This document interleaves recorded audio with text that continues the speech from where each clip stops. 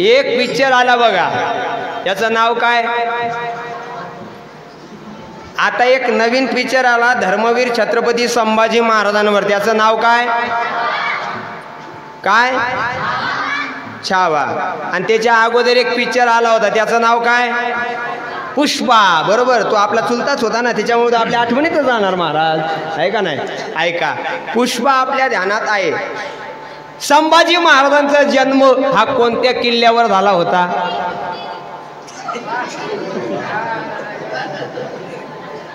म्हण ना, म्हण. कुठं झाला होता? फक्त माझी विनंती आहे भाऊ, शिक्षक लोकांनी मोठ्या माणसांनी कीर्तनात थांबा. शपथ आहे बघा. कोणाला माहिती आहे धर्मवीर संभाजी महाराजांचा जन्म कोणत्या किल्ल्यावर झाला होता? हे आमचं दुर्दैव भागवत महाराज. आम्ही छावा बघितला पण महाराजांचा जन्म कुठं झाला हे बघितलं नाही. आम्ही महाराजांचा मृत्यू बघितला पण कसा झाला बघितलं नाही. महाराज आमच्या डोळ्यासमोर मरतात, अंगाची सालं काढल्या जातात, पण महाराज कुणासाठी मेले हे आम्हाला कळालं नाही. दुर्दैव या महाराष्ट्राच्या मातीचं. बरं जाऊ द्या, आपला धर्मग्रंथ कोणता आहे हे तरी सांगा.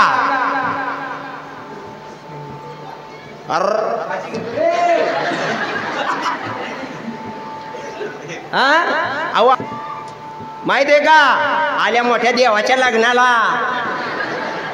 आपला धर्मग्रंथ माहित नाही. ज्या राजामुळे आपल्या कपाळावरचं भगवं कुंकू कायम राहिलं त्या राजाचा जन्म आपल्याला माहित नाही. मग आम्ही हिंदू म्हणून तरी कशाला घेतो? आपण हिंदू आहोत का नाही? तू म्हणतो तर आहेच बाबा आम्ही, आम्हाला काय. अहो, धर्मवीर छत्रपती संभाजी महाराजांचा जन्म पुरंदर किल्ल्यावर झाला ही आठवणी ठेवा. छावा पिक्चर कोणी बघितला? शपथ मोकळ्या मनानं हात वर करा. कोणी बघितला छावा पिक्चर? आणि आता थांबा, पुष्पा किती लोकांनी पाहिला?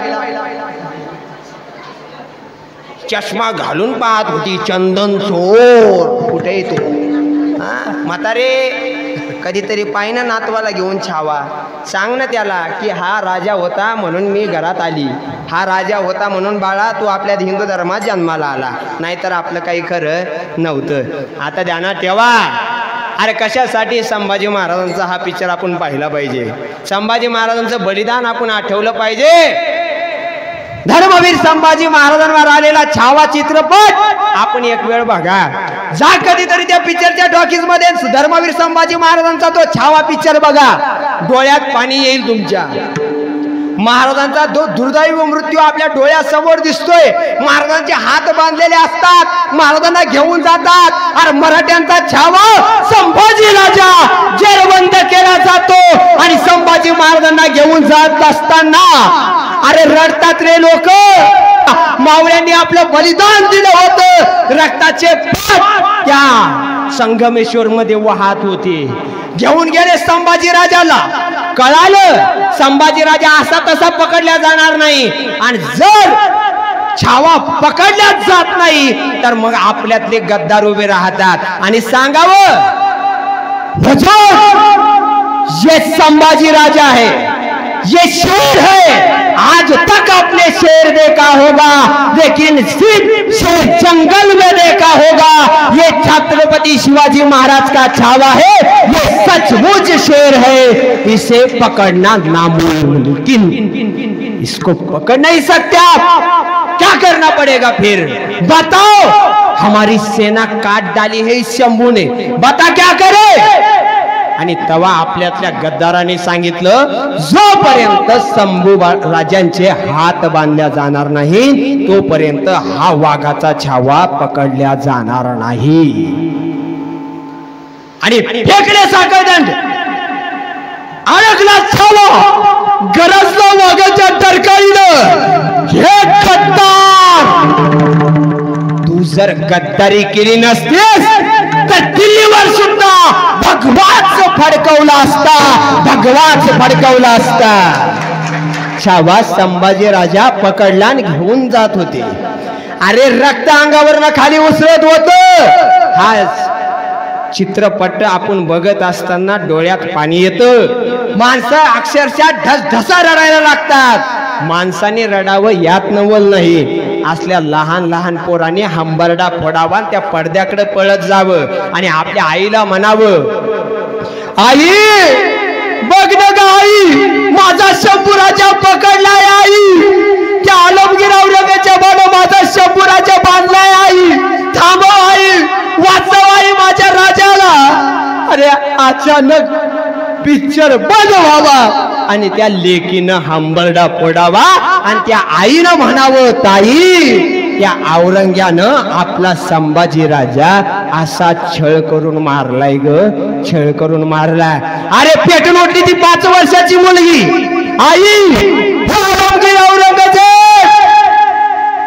फक्त या मराठ्यांचा हेच संभाजी राजा मारलाय, पण या संभाजी राजाच्या विचारातून हजारो संभाजी या मातीत जन्माला येतील, या मातीत जन्माला येतील.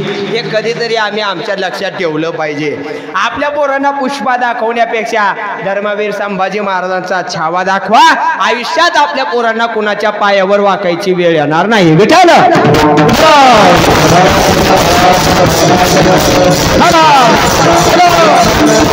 कधीतरी आम्ही मावळ्यांचा पराक्रम आमच्या डोळ्यासमोर घेतला पाहिजे. कधीतरी मावळे आम्ही अनुभवले पाहिजे. अरे कसे असतील तानाजी बाजी, मुरारबाजी, यसाजी, कोंडाजी, कडतोजी, सूर्याजी, झोत्याजी यांच्यासारखी माणसं होती म्हणून स्वराज्य उभं राहिलं. हे कधीतरी आम्ही आमच्या लक्षात घेतलं पाहिजे. कशी होती हो महाराजांची मावळे? कशी असतील महाराजांची मावळे? वडापाव खाऊन 8 पाव झालेली, दारू पिऊन पिऊन शरीर सडवलेली. अरे कसे असतील महाराजांचे मावळे? सुपारीच्या खांडाचं व्यसन राजाला नव्हतं आणि उभ्या आयुष्यात कोणत्याच मावळ्याला सुद्धा तसलं व्यसन नव्हतं. जसा राजा तशी प्रजा. एकदाच त्याला रांजाच्या पाटलाचा महाराजांनी चौरंगा केला तर उभ्या स्वराज्यात पुन्हा बलात्कार नावाचा शब्द सुद्धा शिल्लक राहिला नव्हता. आता कायम बलात्कार या महाराष्ट्राच्या मातीत होतात का? जोपर्यंत या बलात्कार करणाऱ्यांचा चौरंगा केला जात नाही तोपर्यंत या महाराष्ट्राचा हा बलात्कार थांबणार नाही. ह्या गोष्टी थांबवायच्या असतील तर कधीतरी आपल्या लेकरांना छावा दाखवा, म्हणजे त्यांना कळेल माझ्या बहिणीचं संरक्षण करायचं कसं.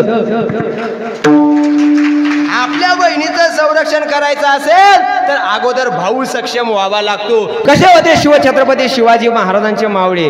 काय होता तो पराक्रमण? कसे लढत होते मावळे? अरे हाती सोबत झुंज घेतो त्याचं नाव आहे यसाजी. राजा जोपर्यंत तुम्ही विशाळगडावर पोहोचत नाही तोपर्यंत एकाही गनिमाला या खिंडीतून बाहेर येऊ देत नाही. बोलतात त्यांचं नाव आहे बाजी. हातातली ढाल तुटली तरी लढत राहतात. त्यांचं नाव आहे तानाजी. 60 मावळे घेऊन पन्हाळगड काबीज करतात. त्यांचं नाव आहे कोंडाजी. 700 मावळे घेऊन 30,000 सैन्याला हरवतात. त्यांचं नाव आहे रामजे. आणि शत्रूची एक ना एक खबर अचूक ठेवतात. त्यांचं नाव आहे बहिर्जी. वाघाला फाडलं त्यांचं नाव संभाजी. आणि या सगळ्यांना एकत्र गोळा करून स्वराज्य स्थापन केलं. त्यांचं नाव आहे छत्रपती शिवाजी.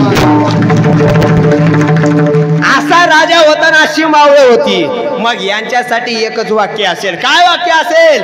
मग यांच्या जीवनात सुद्धा महाराजांनी ज्या ज्या वेळेस कामगिरी दिली ना त्यावेळेस प्रत्येक मावळ्याने सांगितलं, महाराज आम्हाला धन नको, आम्हाला संपत्ती नको, मग काय हवंय?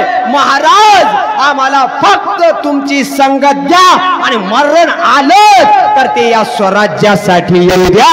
एवढंच आम्हाला आमच्या जीवनात तुम्ही द्या. म्हणून महाराज म्हणतात, न लगे मुक्ती धन संपदा संत संग देई सदा. अरे इथं संतांची संगत तुकोबारायांनी मागितली आणि 350 वर्षापूर्वी मावळ्यांनी संगत मागितली, ती माझ्या राजाची मागितली. बघा, पण इथले पुढचे 10 मिनिटं तुम्ही कीर्तन ऐकत असताना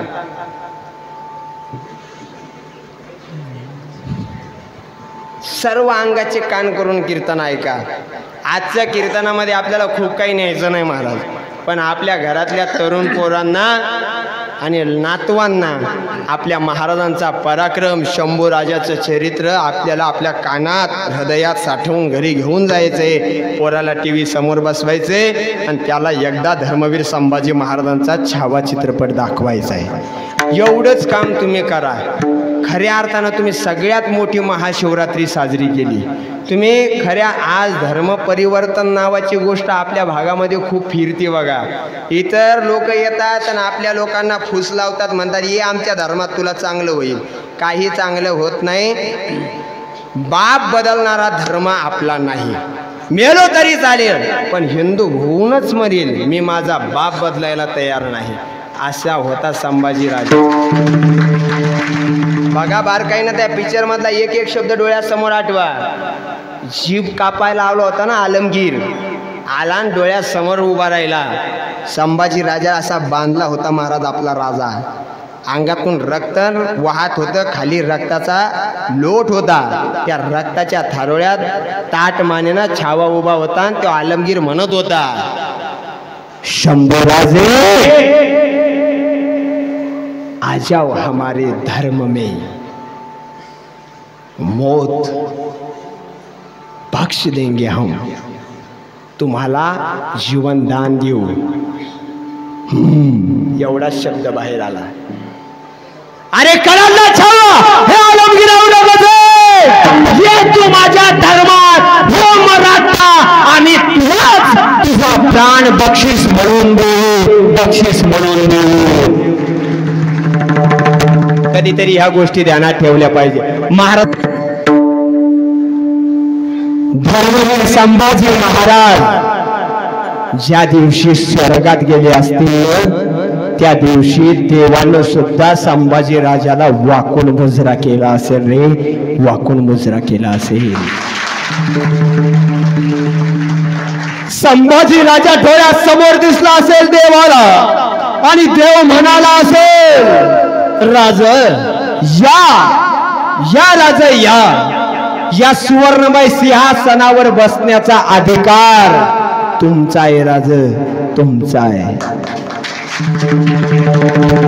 देव संभाजी राजाच्या जवळ आला असेल, संभाजी राजाचा हात देवानं आपल्या हातात धरला असेल आणि देवाच्या सोबत मराठ्यांचा देव चालत येत असेल.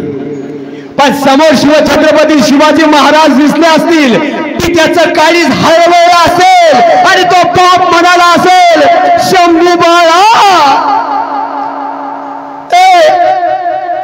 शंभू बाळा.